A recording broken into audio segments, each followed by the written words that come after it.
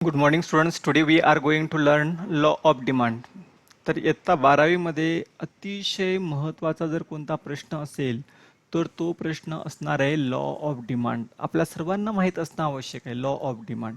का तर law of demand हा इतक्या वेळेस हा प्रश्न आलेला आहे, खूप खूप वेळेस प्रश्न आलेला आहे. म्हणजे explain the law of demand हा प्रश्न वारंवार विचारला जातो. ठीक आहे. तर लॉ ऑफ डिमांड म्हणजे काय, आपण तो घटक नीट डिटेलमध्ये अभ्यास करू. So the law of demand introduction. The law of demand was introduced by professor Alfred Marshall in his books principles of economics. आपल्याला ह्या काही गोष्टी कॉमन आहेत त्या लक्षात ठेवणं गरजेचं आहे. अल्फ्रेड मार्शलने एक बुक लिहिलेलं आहे, त्या बुकचं नाव काय, principles of economics, and which was published in 1890. The law of demand explain the functional relationship between the price and quantity demand. त्याच्यामध्ये त्यांनी काय सांगितलेलं आहे की देर is a functional relationship between price and quantity demand. अगोदर पण आपण बघितलेलं आहे, तोच घटक आता रिपीट बघत आहोत आपण. ठीक आहे. तरी सुद्धा we have to explain in detail. Alfred Marshall is one of the person who explain this law of demand in simple language, and he uses with the help of table and diagram he explained in detail about the law of demand. Law of demand त्यांनी अत्यंत साध्या आणि सोप्या शब्दात सांगितलेला आहे, म्हणून तो लॉ प्रत्येक ठिकाणी यूज केला जातो. Statement of the law. आता ह्या लॉचं स्टेटमेंट काय, आता अल्फ्रेड मार्शलच्या मते काय सांगितले बघा. Other thing being equal, higher the price of commodity, smaller is the quantity demanded, and lower the price of commodity, larger is quantity demanded. अतिशय सिंपल आहे, मी अगोदर पण सांगितलेलं आहे. Higher the quantity, higher the price of commodity, lower the demand. Lower the price of commodity, higher the demand. Means price increase, demand decrease, price decrease, demand increase. So there is a opposite relationship between price and quantity demand. म्हणजे एक घटक increase होत असेल तर दुसरा घटक काय होणार तुमचा, डिक्रीज होणार आहे. So in other words, other factor remaining constant हा घटक खूप महत्त्वाचा आहे. Other factor means factor which determine the demand. आपण डिटरमिनंट बघितले तेच अझम्पशन म्हणून बघणार आहोत. फक्त we are going to change the language only. Other things are going to remain constant. If the price of commodity rises, demand for it falls, and when price of a commodity fall, demand for commodity rises.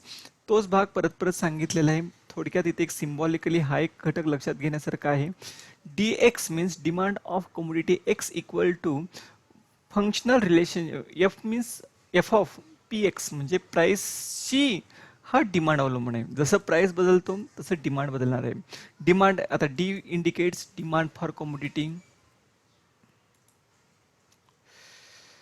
X indicates commodity, F means function and price of commodity, P x म्हणजे. आता या ठिकाणी assumption सांगितलंय. The law of demand म्हणजे economics is our social science. Economics हा आपलं कुठला आहे, सोशल सायन्स आहे. And this law is conditional. हा लॉ कसा आहे, कंडिशनल आहे. Means it depends on different situation, it's depend on different things. तुम्हाला मी याच्या अगोदर सांगितले determinants of demand. There are various determinant of demand.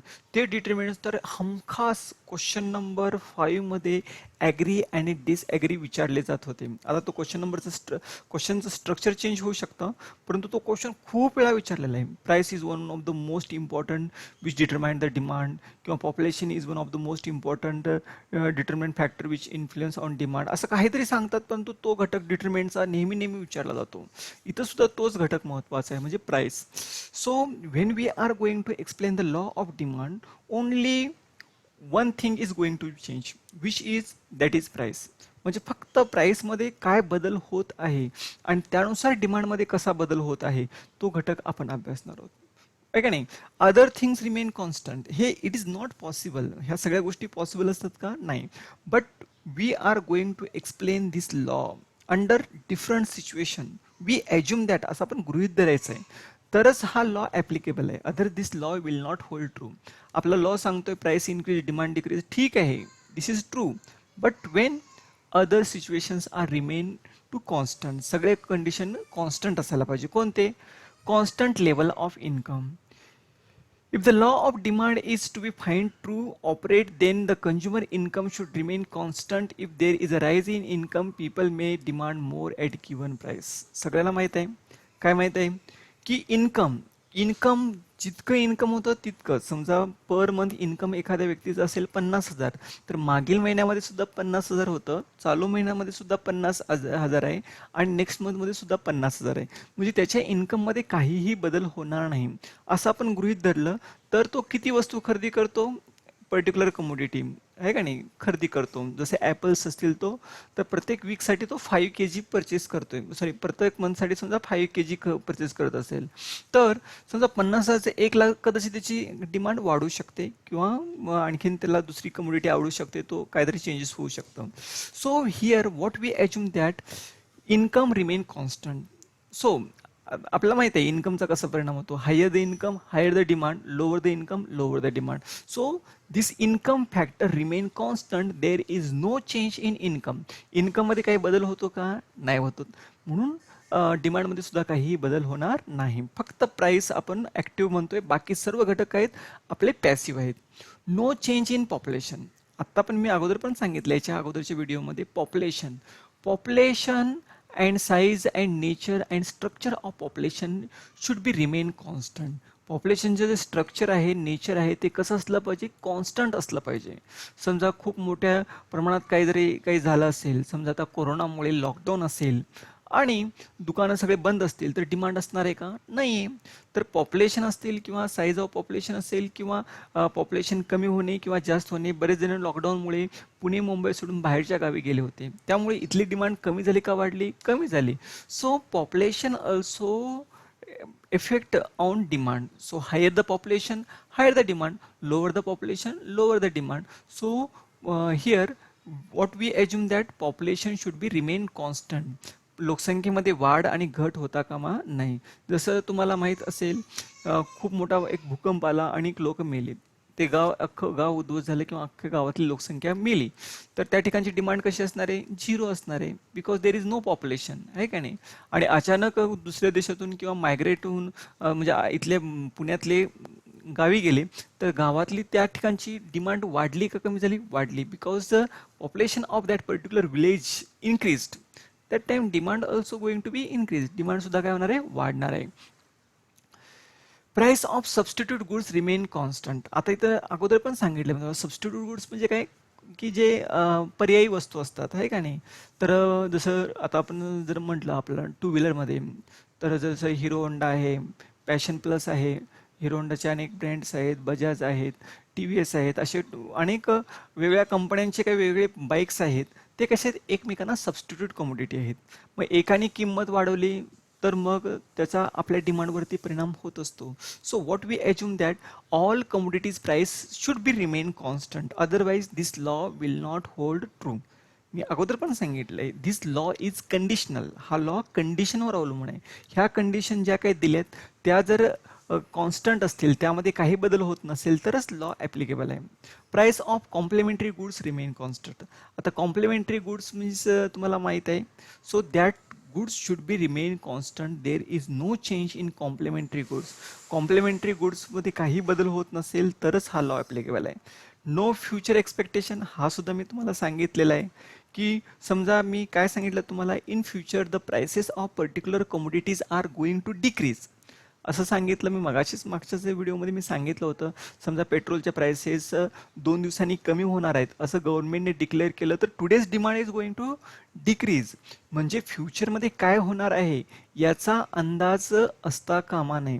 जर फ्युचरमध्ये प्राइस वाढणार असेल, today's demand will increase in future irrespective of price increase. आजची price वाढली समजा, काय आज सांगितलं की आता आणखीन लॉकडाऊन वाढणार आहे असं सांगितलं, तर टुडेज डिमांड वाढणार आहे. जसं डिमांडमध्ये तुम्ही बघू शकता इथे, आहे का नाही, लोक एकाच वेळेस क्विंटल अर्धा क्विंटल असं खूप धान्य खरेदी करतात. Because why they are going to buy so much quantity? Because they consider that in future if lockdown is going to be increased, so they है का नाही, to tackle that situation they are going to buy more quantity. ते जास्त वस्तू खरेदी करत आहेत. मग अशा प्रकारची सिच्युएशन क्रिएट होऊ शकते. It's depend on future expectation, how consumer is going to expect. मग त्याचं एक्सपेक्टेशन ट्रू असेल किंवा फॉल्स असेल, that is not going to be consider. त्याचा आपण विचार करत नाही, फक्त तो कसा विचार करतो यावरती डिमांड अवलंबून असते. No change in taste habit preference. मी अगोदर पण सांगितलंय वी आर ह्युमन बिईंग. आपले जे काही टेस्ट असतील, हॅबिट असतील, प्रेफरन्स असतील, फॅशन असतात, that all things are going to be affect. त्या गोष्टी अफेक्ट करतात. जसं एखाद्या शेजारच्या लेडीजकडे एखादी सुंदर साडी दिसली तर घरच्या लेडीजला सुद्धा वाटू शकते की माझ्याकडे का नाही. So that means here the fashion preference are going to be affect on our demand. हे सुद्धा कॉन्स्टंट असायला पाहिजे. No change in taxation policy. गव्हर्नमेंटचं जे टॅक्सेशन पॉलिसी आहे ते सुद्धा चेंज होता कामा नये.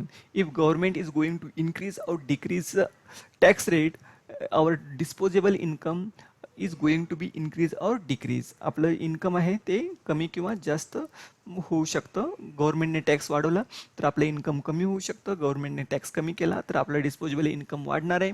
आणि disposable higher the disposable income, higher the income and higher the consumption and higher the demand. तर असे एकमेकांशी रिलेटेड अनेक घटक असतात. Therefore, it is assumed that there is no change in policy of taxation which is declared by the government. गव्हर्नमेंटने जे declare केलेल्या policy आहे ते कॉन्स्टंट आहेत. गव्हर्नमेंट कोणत्याही प्राइसेस वाढवणार नाही किंवा कमी करणार नाहीत. जसं आता सांगितलं लिकर, दारूच्या किमती ह्या 25% वाढणार आहे जर म्हटले तर लोक आजच आपलं जे गोडाऊन बंद म्हणजे भरून ठेवतील किंवा फ्युचरमध्ये जितकं लागणार आहे ते स्टॉक जमा करून ठेवतील. Okay. So law of demand is explain with the help of the following demand schedule. आता आपल्याला प्रश्न असा विचारला जाऊ शकतो, explain the law of demand with assumption. तर लॉ ऑफ डिमांड हा तुम्हाला विचारला जाऊ शकतो, अझम्पशन सहित विचारला जाऊ शकतो. तर हे तुम्हाला लॉ सांगणं गरजेचं आहे, अझम्पशन सुद्धा सांगणं गरजेचं आहे. मी तुम्हाला कसे क्वेश्चन असणार आहे, त्याचं आन्सर कसं लिहायचं आहे याबद्दल मी तुम्हाला नोट्स देणारच आहे. So here the law of demand. आता डिमांड शेड्यूल अगोदर पण सांगितले, देर is a inverse relationship between price of commodity x and price of quantity demanded of commodity x. Okay. जसं प्राइस जास्त असेल तर डिमांड कशी असणार आहे, कमी असणार आहे. And when the price of particular commodity is decreased means very less, that time demand is higher. So lower the price of commodity, higher the demand, and higher the price of commodity, lower the demand. So there is a inverse relationship between quantity, demand and price. ह्यांच्यामध्ये जो काही relation आहे तो कसा आहे, inverse relationship आहे. हे सांगितले Wien the price is 50 demand is 1, Wien price is 40 demand is 2, Wien price 30. हे आपण त्याला मीठ मसाला लावून तुम्ही सांगू शकता. But this law is very very important and you have to explain in detail. हा सर्व भाग तुम्ही डिटेलमध्ये एक्सप्लेन करणं गरजेचं आहे. I already explain in demand schedule. मी डिमांड शेड्यूलमध्ये हे भाग 2-3 वेळा एक्सप्लेन करून झाले, त्यामुळे मी डिटेलमध्ये सांगत नाही. जर तुम्ही माझी व्हिडिओ अगोदरची बघितली नसेल तर ती बघा, म्हणजे जेणेकरून तुम्हाला काय म्हणतो आपण या गोष्टी नीट समजून येतील. Thus as the price of commodity fall demand rises, when the price of commodity rises quantity demand falls. हेच इथं बघू शकता. बघा इथं हे तुम्हाला काय दिलेलं आहे, बघा इथं काय दिलेलं आहे. हा दिला आहे तुम्हाला शेड्यूल आणि हा दिलाय तुम्हाला डायग्राम. आता मी अगदी झूम इन करतो. बघा इथं बघू शकता तुम्ही, प्राइस 50 असताना डिमांड किती आहे, 1. इथं प्राइस 50 असताना डिमांड किती आहे तुमची, 1 आहे. ठीक आहे. आणि इथं प्राइस 40, 30, जशी जशी प्राइस तुमची कमी होत गेलेली आहे तशी तुमची डिमांड काय झाली आहे, इन्क्रीज होत गेलेली आहे.